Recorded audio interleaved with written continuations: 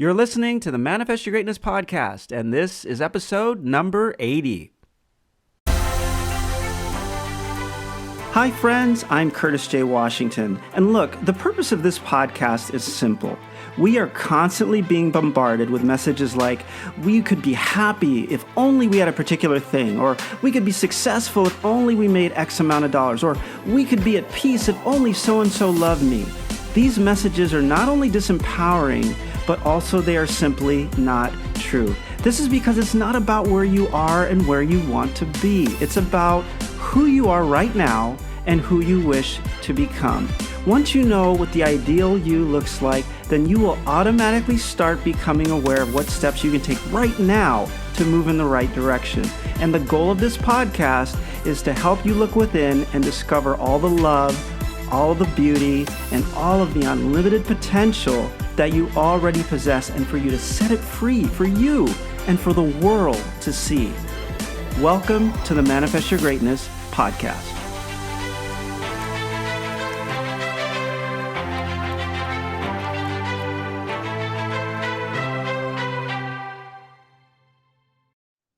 Hi, everyone. Thank you so much for joining this episode of the Manifest Your Greatness podcast, where we explore practical and actionable steps to help you manifest the greatness that you already possess deep inside.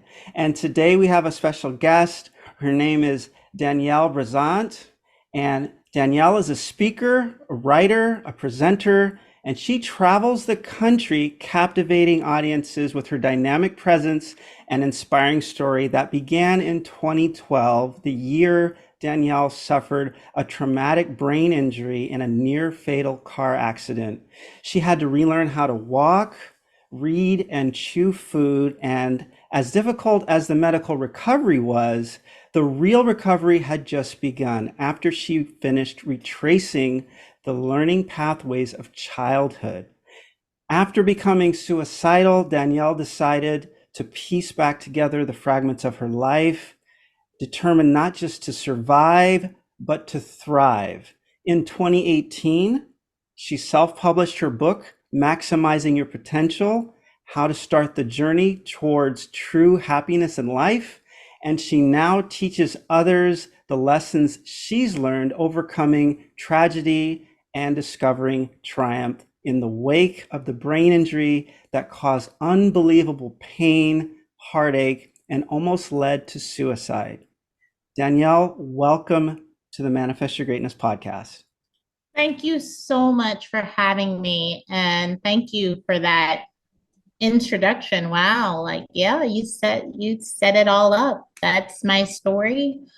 It's a pleasure to share it with people. And now I do travel the country. I've been very blessed, very humbled this year by the success I am having.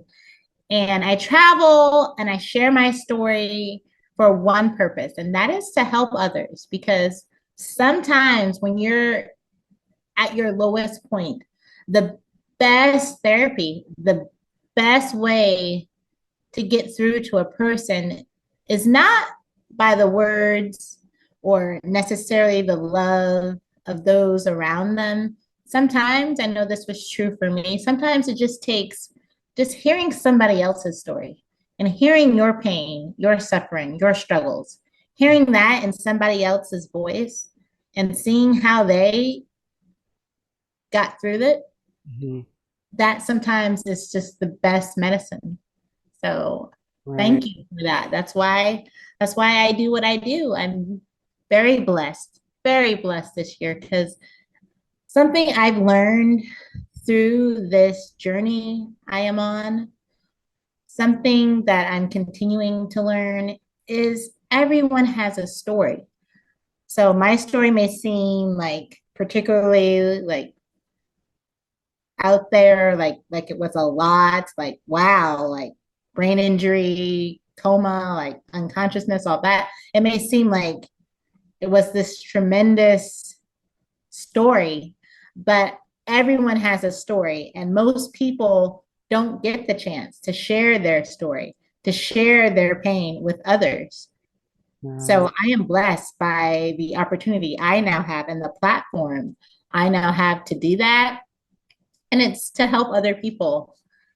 And I've heard, I can tell you, like, oh my goodness, I have heard just people who have come up to me and just shared their private struggles, who shared the stuff they've had to go through. And I'm more than one person, I'm up to a like probably half a dozen to a more than that at this point who have told me things, and I'm like, wow, like I don't even know if I could, like I've been blown away by the type of pain and suffering and struggles that they had to overcome in their lives, even with what I've been through. So people talk about my story, but everyone has a story. Just one example here. I don't want to be too graphic. I'm going to keep it family friendly. But several years ago, a young woman who I knew, she was a mutual friend of the guy I was dating at the time. And one day we were just watching a movie together. It was the eve of my 21st birthday, and it was a blizzard. I live in Iowa. So we were snowed in and stuck together. And she just opened up to me. And I could not believe what I had heard. Like, I'm still just mind boggled. Like, basically, like her mother was a drug addict. It was her and her sister. So there were two girls. And when she was 12 and her sister was 14, I believe, her mother just ran out of money for the drugs that she was addicted to. So she had nothing else to offer her dealer. She had nothing else to offer but her daughters. And I'm like, and she told me that, I'm like, wait, what on earth are you talking about? She's like, yeah. So for, I think the next 5 or 6 years, Wow. these little girls just basically they were brutalized and raped. At one point, she or her sister, can't remember which one. At one point, one of them ended up pregnant and miscarried. And I'm sitting to myself, I'm just like, I'm just in disbelief. And so she didn't become a speaker, didn't write a book, but she Yeah. after that, like anything, and she was not particularly successful. She had got through it all. She was a CNA. She had gone to school, gotten her CNA license, and was living. And after going through something like that, she's a hero. Like to be able to just live and function every day after something as traumatic and horrific as what she had to go through Yeah. is just wow. So Yeah. I've learned everyone has a story. And we had a chance to speak before. I was honored to just earn a place as your guest this evening. We had a chance to speak, and I understand that you also have a story. So it's just everyone has a story, Yeah. and nobody's pain is more. You cannot compare pain. That's one thing I said in one of my keynote addresses I gave in the spring. Pain is something that can never be compared or measured. It is totally personal. It's totally from the vantage point of the person that's going through it. Mhm. So you can't say that, oh, my story or my struggle was just more traumatic, more tragic, more anything. Like everybody's is relative to them. Right. So like I said, that young woman who I knew and others who I've come across who have told me stories like that, it's horrific and Yeah. painful as what I just described to you. I've heard stories like that from other people, and to me, that they leave me in the dust. I'm like wow, for you to overcome that, wow. I can't imagine. Yeah, it is really something, and you're exactly right. I mean, everyone has a story, and it's so this tendency for sometimes people to want Yeah. to, you know, one up compare, someone in their yeah, struggle. It's like, comparing oh, I've been everything through this, and and that's everything. Like, why. And like you were saying, the truth of the matter is that everybody has their own vantage point, and by doing what you're doing and getting out and letting people know what you've been through, I think that really resonates with so many people who maybe either have not acknowledged how they, the struggles that they are going through, and are able to kind of let that out and relate, and your story kind of helps them process theirs. mhm. And I think that's wonderful. And I also think that just letting, that ability to be able to let people know that they're not alone when you're going Yes, out and you're talking about these things that you've gone through. There's a number of people that I'm sure you've met that might think that the best way to handle what they've been through is to suppress it, yes, and not to deal with it, and or they may feel like no one else could understand, no one else could possibly relate, and then you come out and talk about your struggle, and it's like, okay, wow, okay, maybe it's okay for me to kind of share what I'm going through, and maybe I'm not alone in this, and maybe I don't have to think that no one is going to understand me if I open up about what I'm going through, and I think that's so helpful for people what you're doing. So I commend you for getting out there and sharing your story, because I think it really does empower so many people once mhm. they are able to hear, and then they can resonate. Some of your story resonates with them, and they're able to kind of open up and process kind of what they're going through and seek help, because you advocate so much about, don't try to deal with this all on your own. There's no need to. No, you Um, can't. yeah, Can't. It's just too much. And it's just when you're going through anything in life, I think the most important thing when you're going through just any particular situation or struggle or yeah, pain, the most important thing is to know that you're not alone. The right. human spirit, this was also in another speech I gave.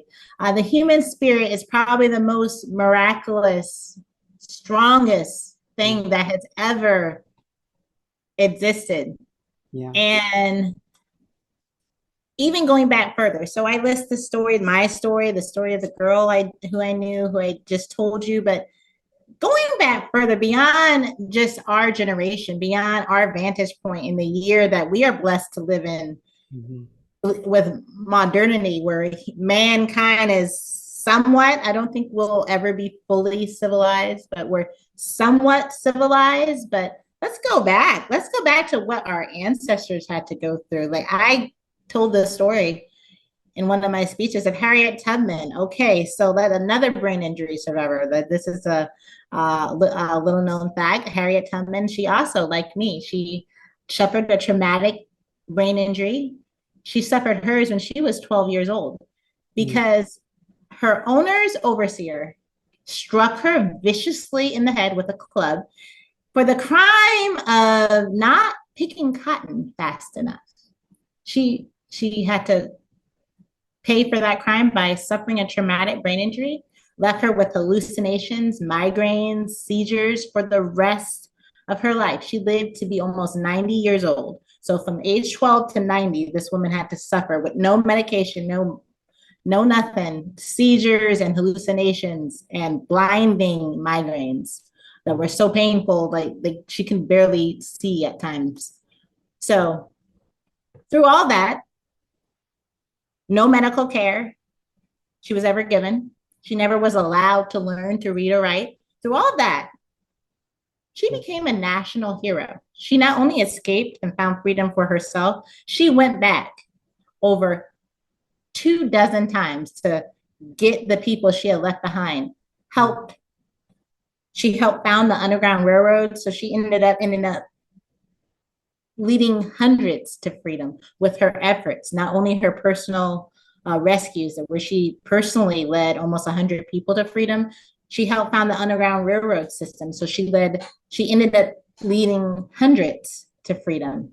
And not only that, can't she, this woman did not stop there. She's like, okay, Civil War breaks out. She's like, okay, she volunteered. She's like, yeah, I'm gonna leave. She was the first woman. I didn't even know this, so I started doing research for the speech.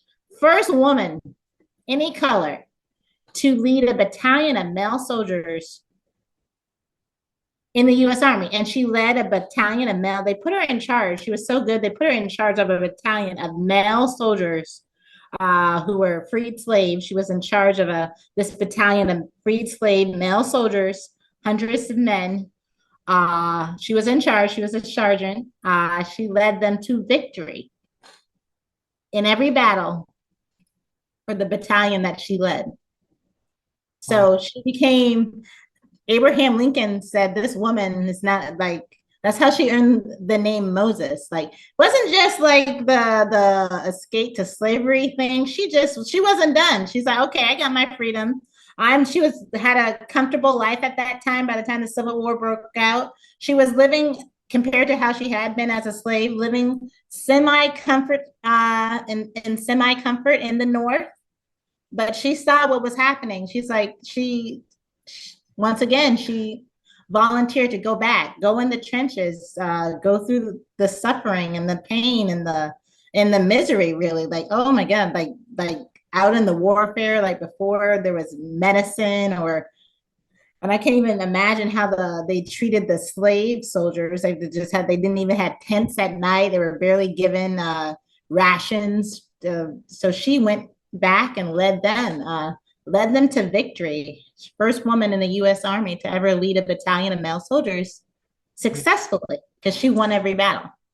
So think about that. So brain injury, disabilities up the wazoo, with between the seizures and the migraines and the blinding headaches. So disabilities, brain injury, Mm. can't read or write. She's gonna die a national hero in the country that she was born a slave. So Yeah. think about that, and think about like what people think they can't overcome.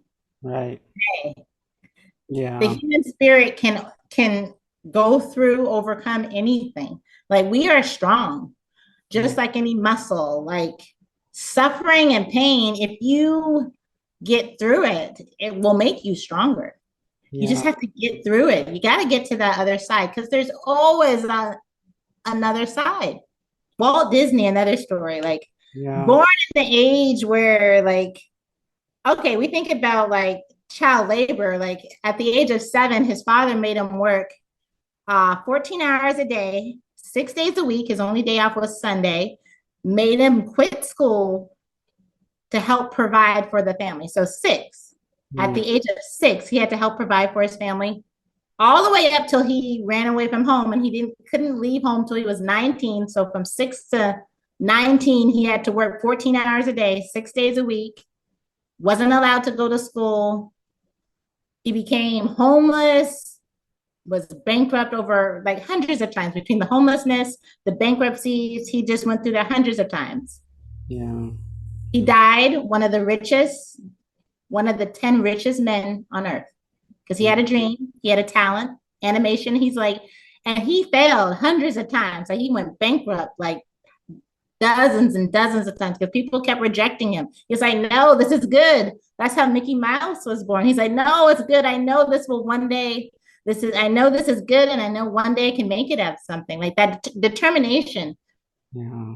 perseverance. Like, we can overcome anything. Like, he Yeah. died one of the 10 richest men on the planet Earth. It's just Yeah. amazing. It is. It's absolutely, it is amazing to think about, and of course, about what you've overcome, kind of where you are.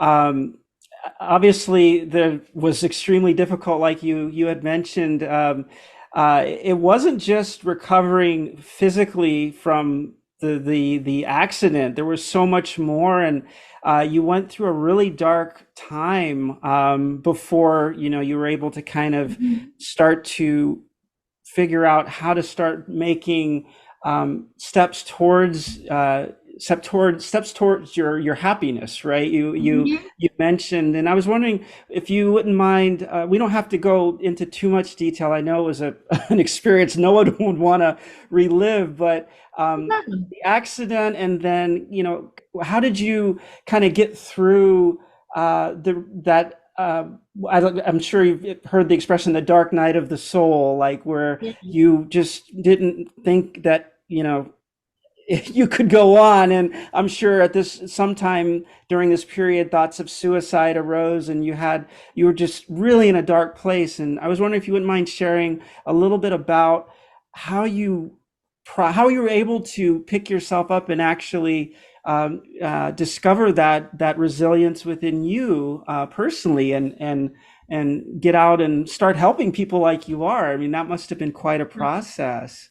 Well, thank you for that. I'm just gonna touch on like you said, the accident, just really quickly here. So, like you said, um, it can be sometimes traumatic to just go back and relive things, but you can call it lucky, you can call it whatever. But that day never came back to me. The doctors were worried, so I wasn't allowed to drive at first, get permissions to be able to operate a vehicle or anything like that, because they were worried that okay, I would be driving down the street and it would all the memories would just that's how the brain works. You don't know, there's no like you can't, there's no rhyme or reason to how our minds work. So like Right, that can happen. Like you can just be driving down the street one day and you just get a flashback and just it all comes rushing back to what has happened to you. right. So that day never came back. It literally has been erased from my mind. I remember waking up the day before. That's as far as my memory goes, because I had an event at the school college I was going to at the time. So I remember doing something the week leading up to the day. The day has been erased. It's gone. Wow. So even Um, leading up to the accident on that day, you have no recollection of the oh, it's moments just before or anything. it's just been erased. Like Wow. the stuff I know, I've been told, and I just did an interview with the woman, my guardian angel, who saved my life, Officer Michelle Smothers Omar, in Mm. the Cedar Rapids, Iowa Police Force. That's the city where the accident happened, and it's where I live in a suburb. So right after my accident, see, the miracle started before I even got to the hospital. I found out, and she told this story on our interview. Like before I could even be put in the ambulance, I had suffered the traumatic brain injury, and then my body had gone into cardiac arrest. I wasn't breathing. Wow. So she gets to my body around like around 60 seconds later. She gets to my body. I'm laying on the street. There's like halfway out of my car in the street. I'm just laying there. And she gets to me. This woman is like an angel. And she immediately just our first responders are heroes. She immediately just goes into just like first responder mode. So she checks all my vitals, realize I'm not breathing. I'm Mm. not breathing. So boom, she just like boom, within 10 seconds, she went in on CPR. And I didn't realize this till the interview that she had told me about. I had gone into cardiac arrest when I met her, when we met years ago for the first time. She had told me that. But what I didn't realize until just like we did an interview a few weeks ago, she's like, um, we had to administer CPR to you for about 3 to 4 minutes before they could get the arrest any ambulance there or anything with a machine that could breathe for you, a respirator. Before they even had that, they Yeah. had to keep breathing for me for about 3 minutes because they couldn't. I didn't realize I had stopped breathing for that long. So I Wow. had about a minute and a half left before the ambulance got there and they could get a respirator before I my body would your body goes into boom, that just natural just starts to shut down. You get organ failure, permanent brain damage, stuff like that. I had about a minute and a half before all that started to take place because she said it was about they were administering CPR three different, they had to go, it's a lot to breathe for somebody. So they had to do it continuously between three different people. She said her and she saved my life. She did it first, and then another paramedic took over for her and started breathing for me. But that went on for like 3 minutes. I didn't realize I wasn't breathing for that long. And then she said, like, then we saw, like, then I checked your vitals again, and I saw you started breathing. So it's about 3.5 minutes till I had even started breathing. So that's before the ambulance gets there. So they didn't even know if I could be taken to the hospital if it was going to be a hospital or a morgue, quite honestly, because I had gone into cardiac arrest. So they get me breathing. So I'm still unconscious because I've suffered the traumatic brain injury. So I went back and forth. I was between two hospitals, a level 1 trauma unit, and just the hospital right next to the scene of the accident. And then I finally regained consciousness at a brain injury rehabilitation center where they had sent me. I regained full consciousness there. And I remember the day, I'll always remember this day like it was yesterday. It was in the middle of the night, and my arms, my wrists, and my ankles are strapped to a bed underneath an enclosure Mm. because brain injury patients who are healing, sometimes if they're restless like I was just had too much energy. My mama was told me I would toss and turn a lot and move around, and they were worried I would injure my healing Mm. brain. Mm. So they put me underneath an enclosure to sleep at night, and they had to strap me down. I was just a hot mess. Just even unconscious, I just was kept tossing and turning and moving around, and the doctors were worried I would further injure my brain. So I had to sleep in an enclosure with both wrists and both ankles strapped to the bed. So you can imagine that's how I awoke. I remember it's about 1 a.m. and I opened my eyes and I'm just looking around and I'm like trying to move. I'm like, what? And then I can't move. And I see this tent that I'm under, and I started screaming. Mm.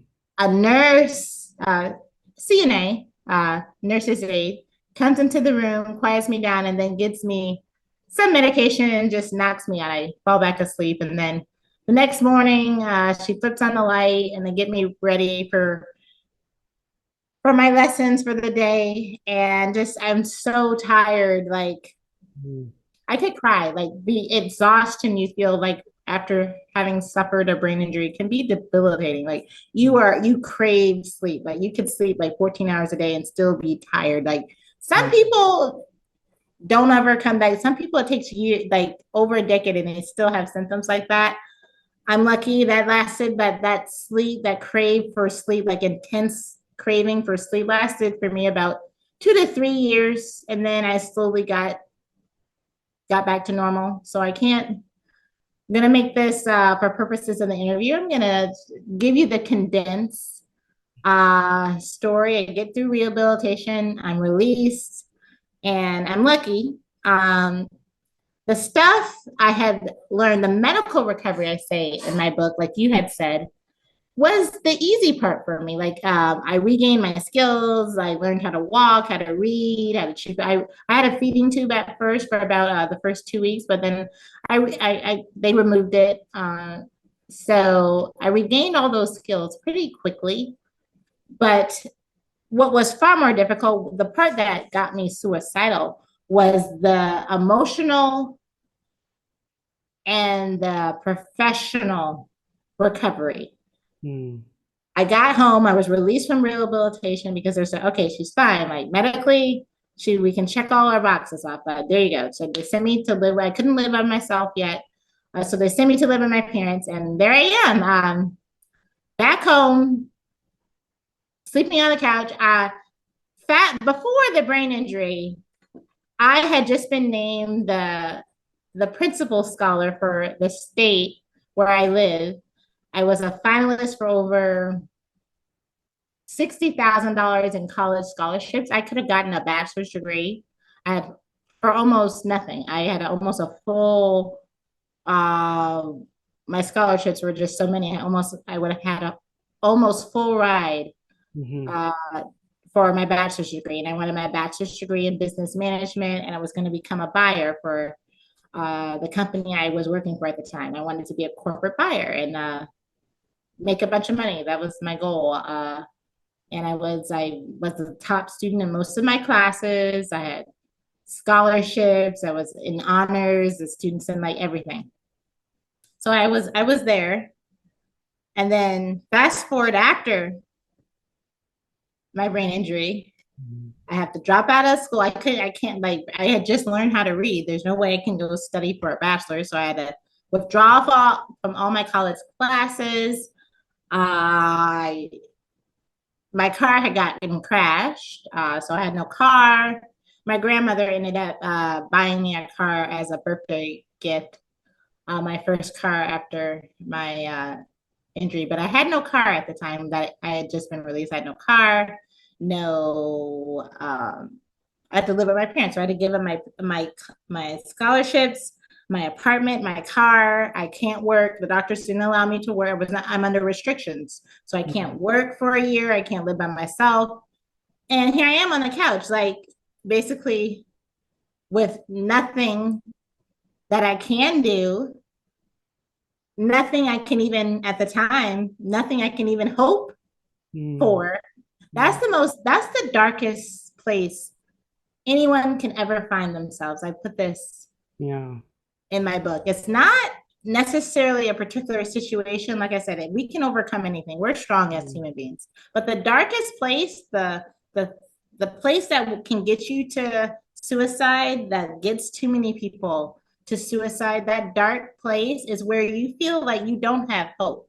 Mm. If you ever feel like you don't have hope that there ever could be something better, Mm. like in all those stories I just gave you, the uniting factor, like Walt Disney, Harriet Tubman, like everybody, the uniting factor in all those cases, even though they went through stuff even more difficult than we've ever experienced or I ever experienced, what got them and kept them going was the thought that one day things could be better, that they were going to escape or build a better life.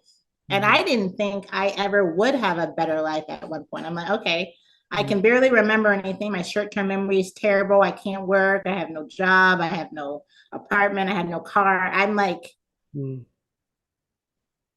like 3 months earlier, I was on top of the world. I had thought I was Mm. had tens of thousands of dollars in college scholarships. I had a good job. I had my own apartment. I had a new car. I had all these things, and I had nothing. And so I just became very depressed, situationally, not clinically depressed. Some people have a clinical depression that has to be treated with medication and doctors. Mine was situational depression. So it's just, I was looking at my circumstances and just Yeah. becoming depressed. So I just gained a bunch of weight and just like quietly made plans to. My parents thought I was researching employment opportunities because my Yeah. parents were that old school. They're like, you need to get a job, you need to get out the couch, you start feeling sorry for yourself. And then I'm like, okay. And I was actually researching ways to commit suicide. I didn't like pain, so I was researching the Yeah. best ways to kill, the most painless ways to kill yourself. I don't want to go into too many details, but I had settled on I was going to drown myself. I was going to drive my car that my grandmother had gotten me as a birthday present. I was going to drive that into a nearby river Mm. that's close to my parents' house and lock the doors. And I can't swim. So there you go. By the Yeah. time anybody would have gotten there, I would have been gone. Like I figured that was like going to be Yeah. the quickest, easiest way. And then I didn't follow through with that plan. Yeah. It was actually because of my brother. He Yeah. saved my life.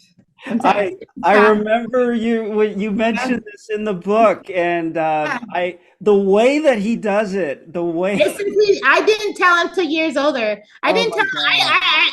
I think I told him. He probably has forgotten because I told him, and just a very nonchalant, because just as nonchalantly as he saved my life, Yeah. I just had to nonchalantly tell him that he did it because he didn't know. It's just like Mark Twain said, most humorous things in life Yeah.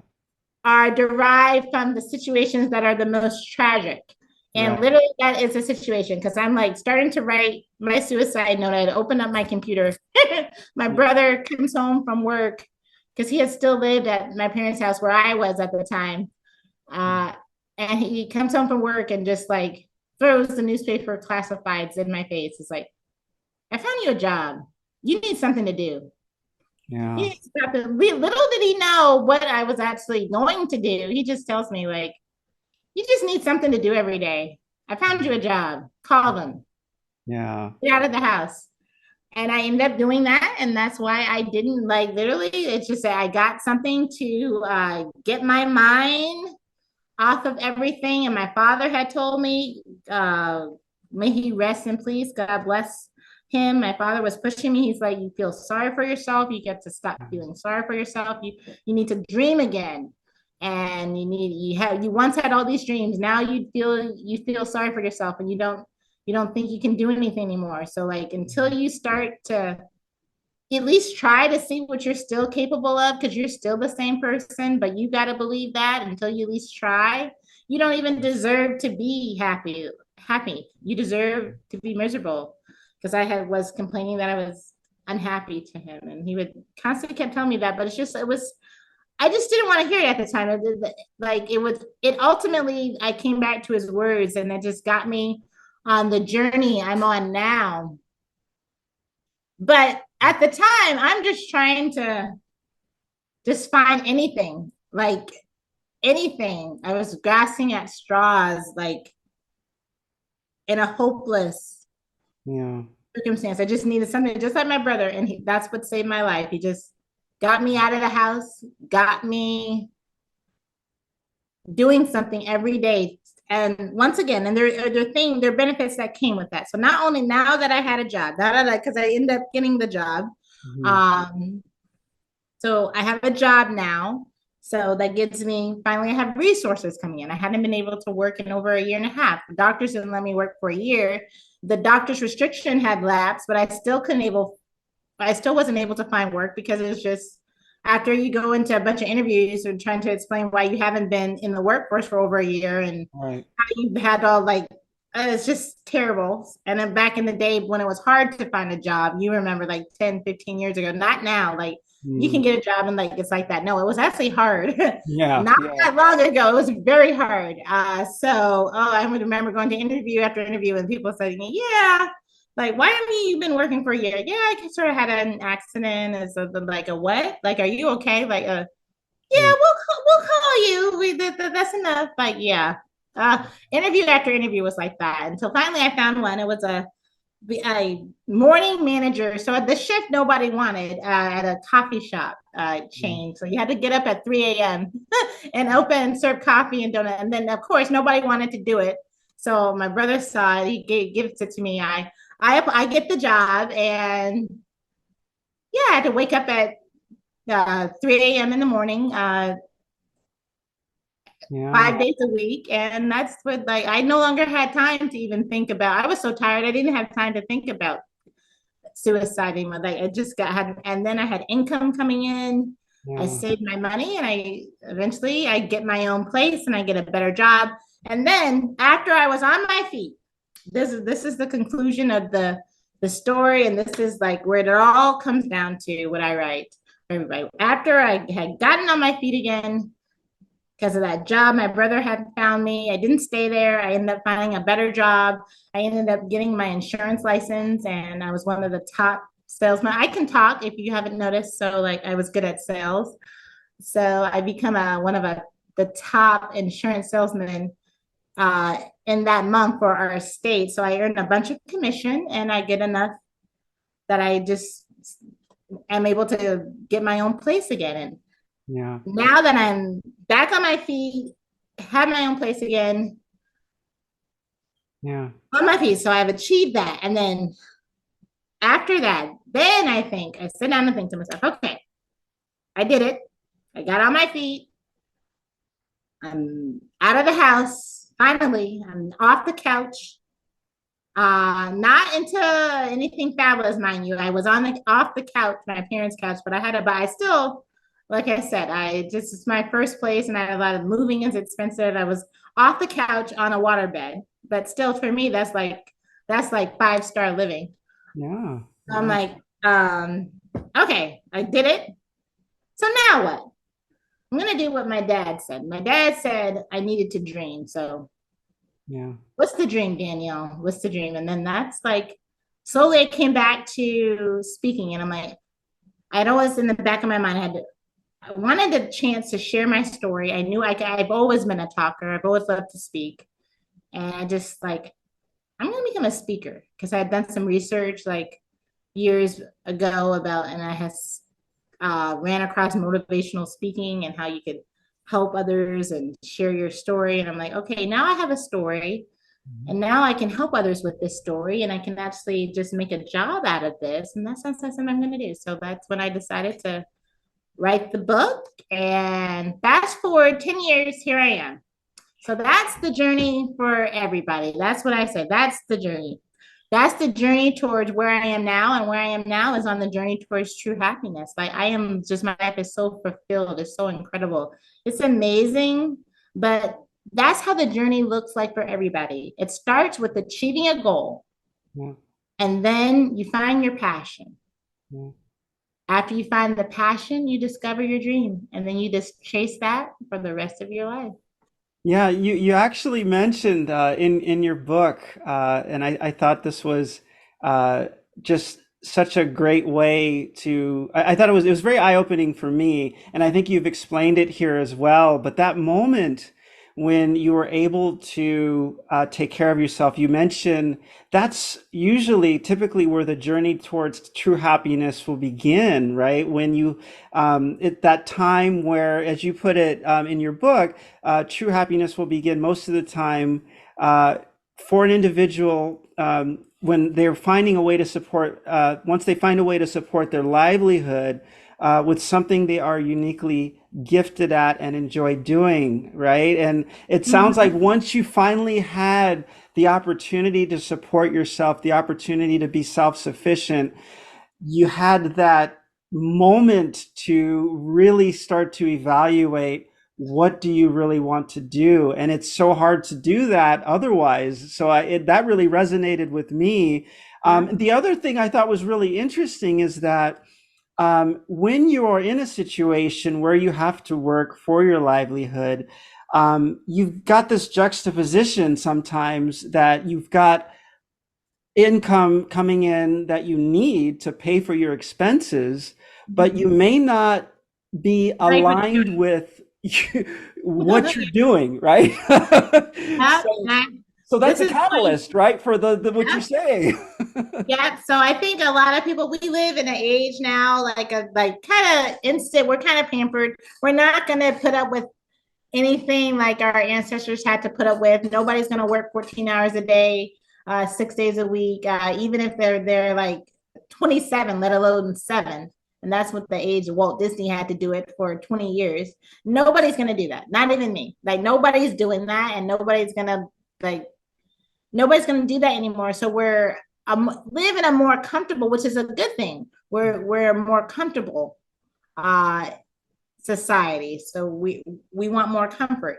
So we don't allow ourselves, I'm going to say this is not everybody, but I would say most people living in the industrialized world, I would say most people don't allow themselves very much discomfort nowadays. So they just want to be comfortable and content and just like find something they can just that's not too hard and they can just Get by, right? get Yeah. by. Put But you up see, with. that can lowly. Sometimes this is the kind of the miraculous thing about and the funny thing and the juxtaposition, as you were saying earlier yourself. Sometimes it's funny. Like if you allow yourself to be so comfortable that Mm, you can allow yourself to be comfortably unhappy. So like if you're comfortable, some people are just so comfortable that they're just okay with being unhappy. I know a lot of people like this, unhappy, or Mm-hmm. if not unhappy, just settle Right. for being content and complacent and not, I would say this is most like they're not exactly happy. They're not jumping up and down every day. They're got like this, that, and that. But you know, they're okay. They're fine. They can afford a box of donuts and a pack of cigarette and Yeah. can watch their favorite TV show every Thursday at 7. Right. So that so if you allow yourself to get to a place like that, that can Yeah. be just as stifling Yeah. towards your dreams as just something like I said, the something like that I went through, like as a Mm. brain injury, because being uncomfortable, like that is just gonna give you that fire. I Right. think that's why we had the like. Not only did you have Harriet Tubman and like Walt Disney, not only did these people just not be miserable as adults, they became some of the richest, most decorated heroes Yeah. of all time because they didn't care about comfort anymore. They had grown. They didn't know what it was to be comfortable, so they just kept pushing themselves to the dream. Like Right. they only would settle for the dream. And Right. that's what you have to get to. That's what you need to get to.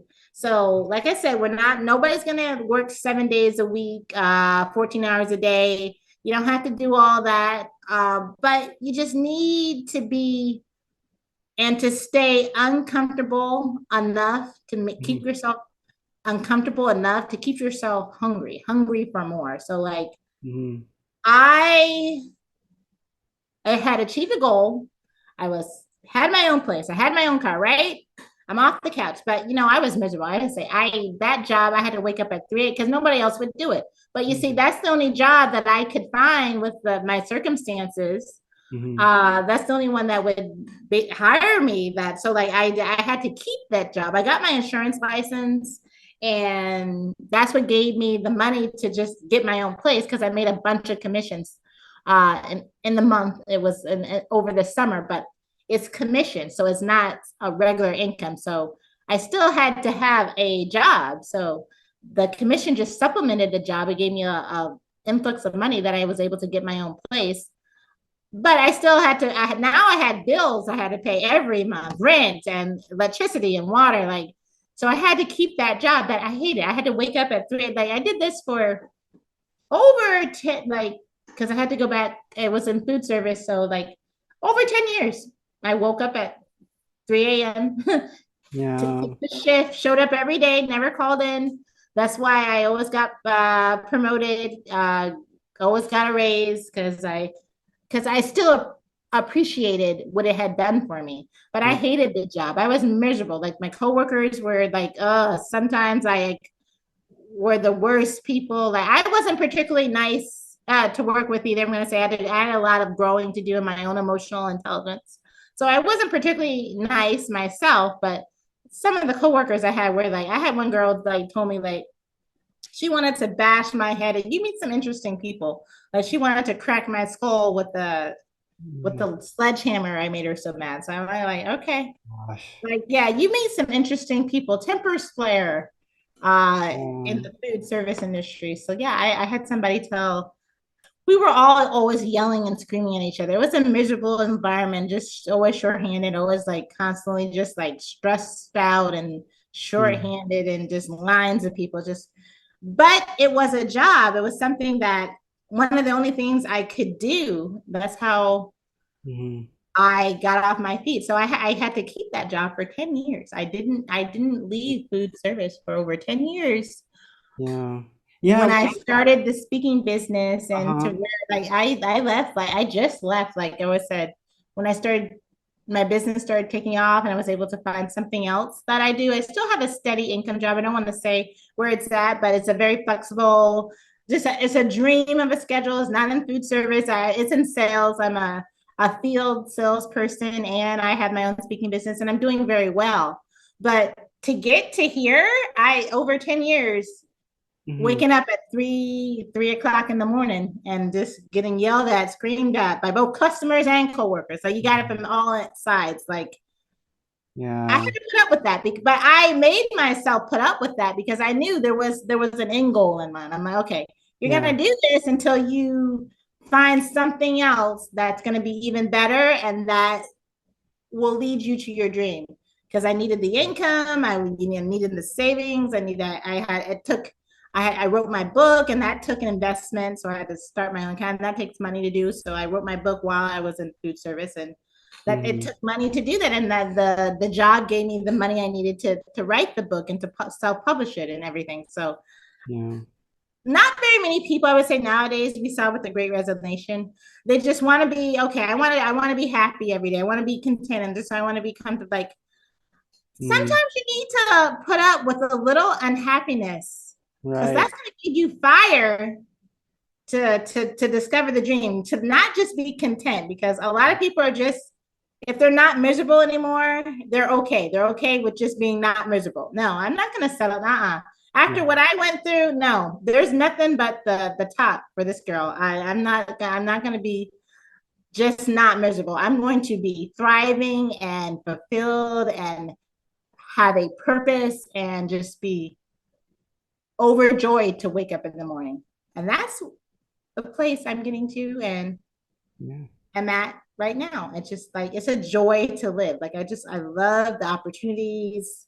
There's still I'm human and like of course everything there's always an annoyance or a struggle, but no, Yeah. I'm on the journey to my dreams. Yeah, and so many, it seems like there's so many people who kind of do this calculation, like exactly like you're saying, and they kind of think about how how comfortable they are, and then they kind of weigh that against how uncomfortable do they want to become Yeah. potentially to find something out, to learn something new, to grow, to become a better version of yourself. And um, Beautifully said. it's, you definitely said, hey, I'll do what I have to, but I know where I want to go. I've got places to go. I'm putting in my time now, but this is not where I belong. I Yeah. know it, and I'm making plans. Yeah. Corporate America, like you said, things are changing right now because, Yeah, people just won't yeah, take anything. But like my parents are right, old school. I had the old school parenting. They're like, okay, yeah, you will do what you gotta do till you right, earn the right to do what you want to do. So right, I think right, that nowadays, like I don't know, just people just think they just automatically have a right to mm, be happy, to be like, no, no, no, you earn that right. Like right, because right, initially, to be honest, you have to earn it because you don't know what makes you happy. I did not right, know that I would be so fulfilled and I had the story to share to help others yeah, until I had the story. So right, that was until I had gone through the brain injury and I had to go through the suicidal right, period and all that stuff. I had to go through all of that yeah, get to yeah, this place I'm at now. So right. You can't there's a skip lot of that. stuff. Yeah, No, you won't know. yeah. You You won't can't know. know. Yeah. Like So, you won't know what your purpose is. yeah. That's such You a brilliant point because, so many people look at the success that people have had and they think that there's a shortcut or they think that, yeah, I'm gonna they've get rich. always had the answers. And it's like, no, no, no, no, no. There were some Yeah, terrible the times struggle. they went through and, not knowing if they'd make it another day in some cases. And Yeah, that's overcoming what made them, is that like gave yeah, them that, that fire. And also, exactly like you're saying, how do you know what you want unless you've experienced enough for you to be able to get an understanding of where your interests truly lie, where your purpose may truly lie? You've got to get out there and have these experiences and work yeah. and, have these times to go, okay, no, I don't want that. Maybe Yes, some of and this allow interested me, yourself to but, be uncomfortable and be an yeah, adult and put on your big boy pants and like, that's okay, right. endure that uncomfortability. Like you need to get through that. Don't quit the second day because like somebody made you mad. No, Yeah, you're there for a reason. There's a reason for everything. There's a season for everything, and there's a reason. So you need yeah, to go through certain seasons to get to the summer, to get to the, you have to go through winter. You have to go Right. through the monsoon. You have to go through all these other seasons that come with the beautiful season, that come with the spring and the you have to go through everything else. So everybody just wants to talk about the spring, but Right. let's talk about the winter. You have to get through that first. Like there's a reason and there's a season. So you need to Right. get through the seasons because there's a reason, and coming through that and going through that will make you stronger and better and will put you on the path toward doing what you were always meant to be. History is always repeating itself Mhm. because it has to repeat itself. Because, yes, we know all the mistakes we're making, we've made them before as human beings. Like everything that has happened and that we're struggling through, yes, we've gone through this, we've done it before. And that's not something that you can ever prevent. And that's not necessarily a bad thing. That was what my conclusion is in Yeah. my talk, is because every generation of people has to relearn the same lessons we've already learned. Right. We Right. already know them, and yes, we can access them. They're all written down, but it's not the same thing. You have to experience Yeah. things yourself. So Yeah. every generation has to relearn the same lessons that others have Right. gone through Yeah. to No, get that's where it's going. it's so true, and I think about my kids too, how with the experience, of course, that we've had being older, Mhm. it's easy for us to kind of say, okay, well, we've been through this. Let me give you some pointers, or let me try to help you navigate this so that you don't run into the same problems that I ran into. And it's always funny how you get a common response. Of course, my kids are like any other kids, I would think. They Yeah, listen to everybody. some stuff and they don't listen to other stuff, right? But Yeah. the common, I think, and I remember saying this as a kid too, to my own parents, it's just, oh, you just don't understand. It's different. It's like, no, it's not like that You know, anymore. Like yeah. our problems are so unique, and you're Yeah. So exactly you right. see, They got to experience it themselves. yeah, because you're both right. Yes, you're right that it was the same problem, but they're right too. It is unique. It's a different Yeah. place, a different time, and they're experiencing it in a different way. Like Yeah. we experienced stuff without social media, without the stuff they have to go through today. So like old Yeah. school bullying back in the day when we were growing up, that meant you got on the playground every day, you got like Yeah. black Like eye. physically hurt. Yeah. Yeah, Yeah. you got a black eye and after recess Right. every day. So that's not Yeah. necessarily any better than getting tormented on social media.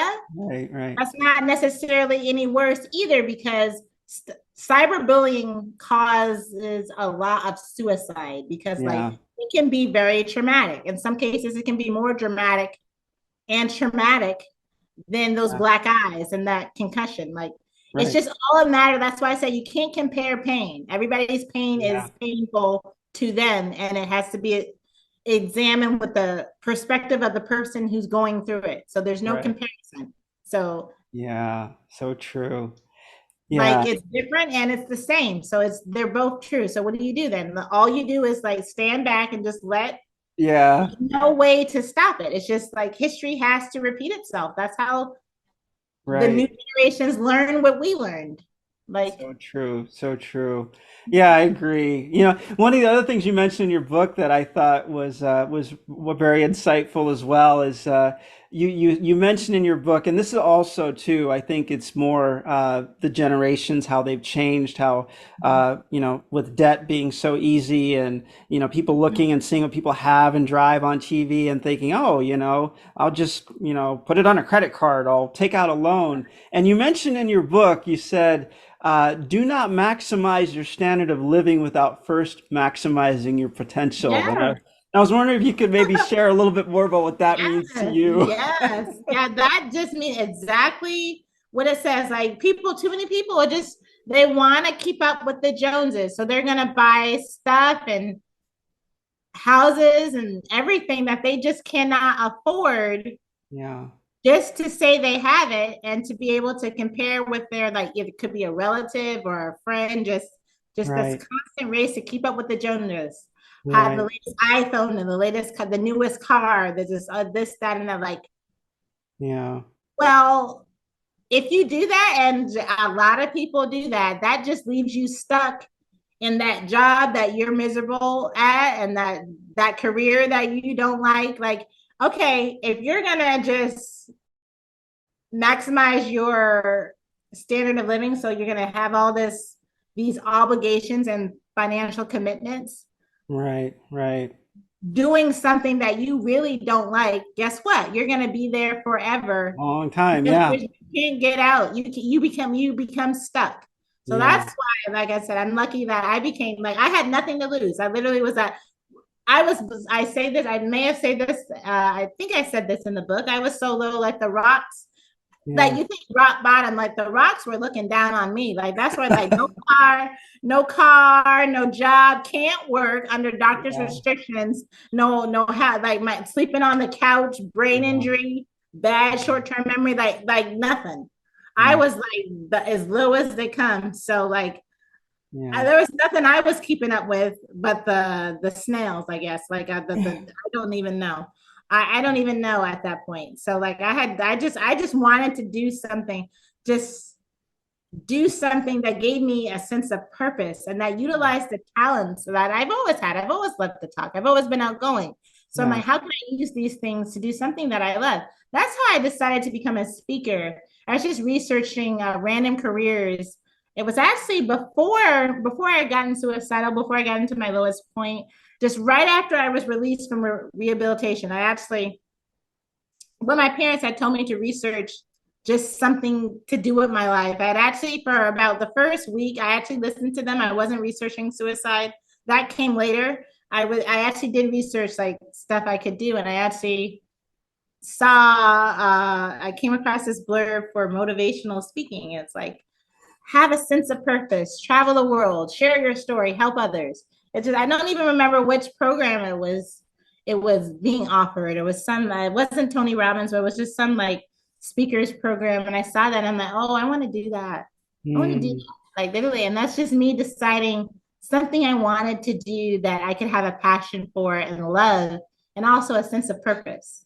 Right. And that didn't come from any place of financial obligation or Right. anything. It's just like that's where it's got to come from for Right. everybody. You got to just to be able to find that true purpose, that true passion.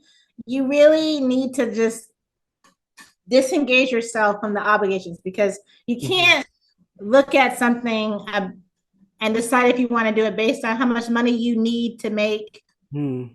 or you need to look at stuff from the perspective of how much money do you want to make and what do you want to do, like. Mm. And if you become entrapped and entangled with all these commitments, as most people do, and they start young now with the credit card debt and the student Yeah. loans and everything, so they're stuck. Like you have to stay trapped in that career that you don't particularly like for almost the rest of your life if you have to make that amount of money just to pay back all the obligations and the bills that you've given yourself. Like that's why I Right. think like student loan, like it's such a tragedy, because how are you Yeah. going to saddle somebody?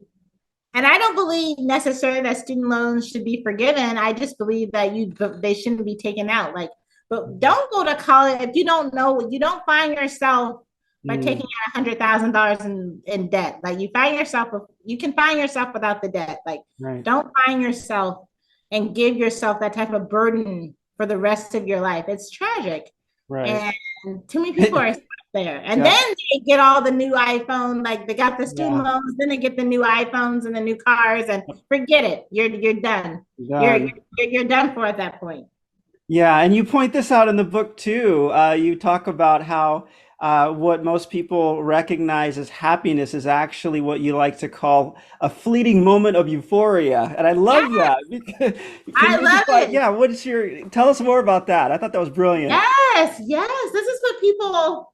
I still work with people like this because I still have a day job. It's a flexible day job, but I'm in sales, and I still work with people like this, and it's amazing to me. Like they're willing to work and come into work 9 to 5 with a frown on their face, 345 days a year for those for those 14, those 21 days they get. So 3 weeks vacation, they Right. get where they think they're the happiest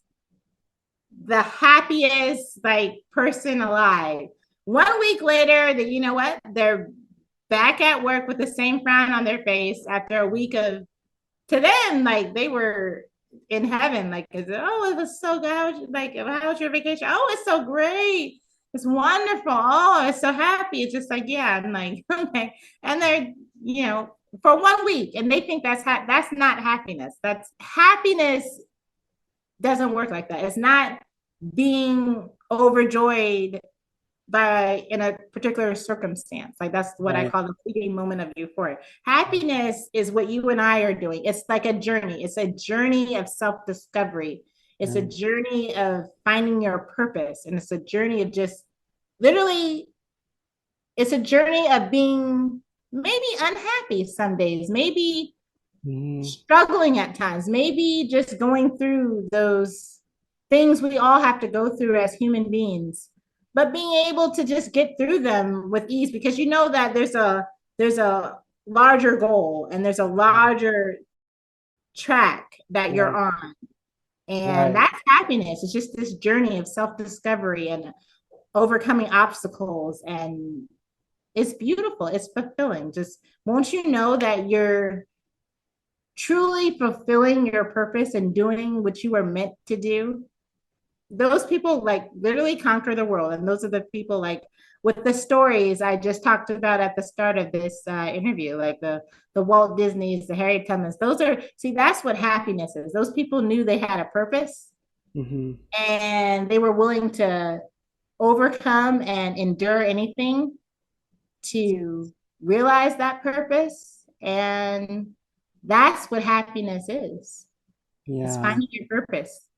It's a journey Yeah. of self-discovery, and it's a journey of finding your purpose, chasing that dream, not necessarily having it come true all the time, like because we all have to go through those difficult moments, those bad days. But so the dream, once you found it, once you found it, discovered it, it doesn't come true every day. Right. No, no, that's not happiness. It's chasing it. Right. If you know what it is and know what it looks like, and And the it's growth you're making beautiful. along the way, right? Yeah. Yes, yes. Yeah. Yeah, I totally agree. And there's so much in this book that you've written too. Oh my God, I wanna reread it. Like God, you're just like you're just Yeah, all it's the a praise.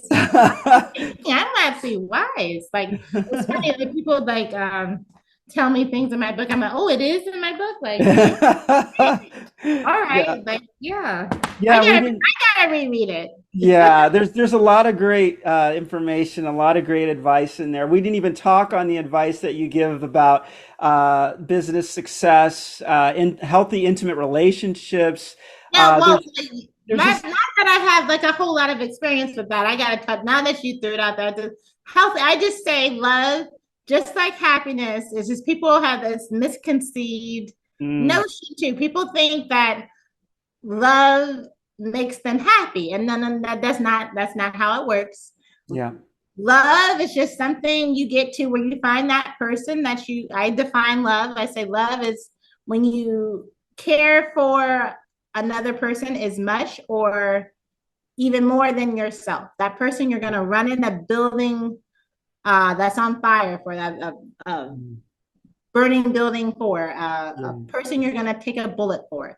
When you find that person, and everybody finds that person at some point, right, right, that's love. If you're willing to do that for somebody, because that means you're not thinking about yourself, and they make you go think above and beyond yourself. So if you care for a person as much, some people just don't have the capacity to care for other people more than themselves. That's I've seen people like that, but that's okay. If they care for somebody as much as they do themselves, like that's love. So as much or more than yourself, that's love. And and if you're talking with a person of like you have a romantic interest with, it's when you get to that point with them, and you're gonna get to that point truly, because most people think lust is love, and no, being attracted to somebody, that's not love. Like, Hmm. attraction is a huge part of a healthy relationship. Don't get me wrong. Like, you can't be with somebody you have no attraction. It's not going to work. Hmm. We all know that. But the what's gonna endure the test of time when everybody gets old and gray and good looks fade is with its compatibility and shared values. Somebody you have the same sense of values and you're compatible with. Right. So it's about compatibility and shared values and getting to the point where you care for them as much as or more than yourself. Right. That's true love. But once you find that, once again, misconception, that doesn't make you happy. Hmm. Absolutely not. Like, happiness is a purely individual process. That's something you're responsible. It's an individual process and it's an individual responsibility. We're all responsible for our own happiness. You can't, and this is what ruins a lot of relationships. Like, people, one of the number one reasons for divorce you hear on divorce court, like, oh, they don't make me happy anymore. Well, they never made you happy. That's And right. if you love somebody, Yeah. it's 10 times worse to put the responsibility of your own happiness on another person. Another person can never make you happy. You Right. got to find that happiness for yourself. It's about discovering your purpose and passion Yeah. and discovering your own dream. Like, that's not something another person can ever make happen for you. So Right. people enhance our happiness. And then by all means, like, if you love a person, you find that person you enjoy spending time with, your loved one, they enhance our happiness, but that's not causing it. It's just enhancing. Falling in love, this is in the book, like, being happiness is not a predeterminant to falling in love, and it's not a result that will come about as a result of falling in love. It's neither here nor there. It's not going to come about, and it's not a precondition. So it's Right. just something you just find, just is based on shared values and compatibility. Absolutely true. Absolutely true. And your book, it's available on Yeah. Amazon.com, right? Max. Amazon.com, and Yeah. you can easiest way to get to it and to find out everything more, anything you want to know pretty much about me or anything in Pacific, my speaking, and or order the book, is on my website, daniellebrazant.com. This has been great. I wanted to leave our audience with one more quote from your book that really struck home Uh-oh. with me and that I hope everybody kind of keeps in mind. I usually end the episode with a challenge, a daily challenge, I call it, where I kind of ask the guest if there's one thing that you'd like our audience to uh, if there's one thing, one word of advice you had for our audience, what would it be? I have the quote, but I want to let you answer, go ahead and answer the question if you like. And then I definitely want to leave them with something I want them to remember about you for sure as Okay, well, well. let's see, because in the interest of time, because there's not going to be enough time for both, because I'm going to talk so much, you won't get a chance to say the Okay. quote. I Okay. guarantee you. So you just go ahead and leave us with the Here, quote, because I'm here's what curious. I want everybody to take away and to repeat to themselves. This is brilliant. So Danielle says in her book, it is important not to blur the lines between something you just merely tolerate or are currently doing or content doing versus something you wake up every day excited to do and are passionate about. It's so pleasant just hearing other people talk about my book. I'm like, oh, wow, I did? Oh, wow, yes. Yeah, I, there's I do need to give it a read again. so does everyone. It's a great book, and the Yeah. link will be in the summary as well. Well, thank you so much, Danielle. It's been an absolute pleasure, and I look forward to doing this again. Thanks for tuning in to this episode of the Manifest Your Greatness podcast. If you liked what we've explored on this episode, then you'll love the Manifest Your Greatness coaching program. The Manifest Your Greatness coaching program is uniquely tailored to help support you on your journey to become the absolute best version of yourself. So if you are committed to taking the steps required to significantly and permanently level up in any area of your life, visit manifestyourgreatness.com/contact. Again, that's manifestyourgreatness.com renown.com/contact and schedule your free consultation call today. Talk soon.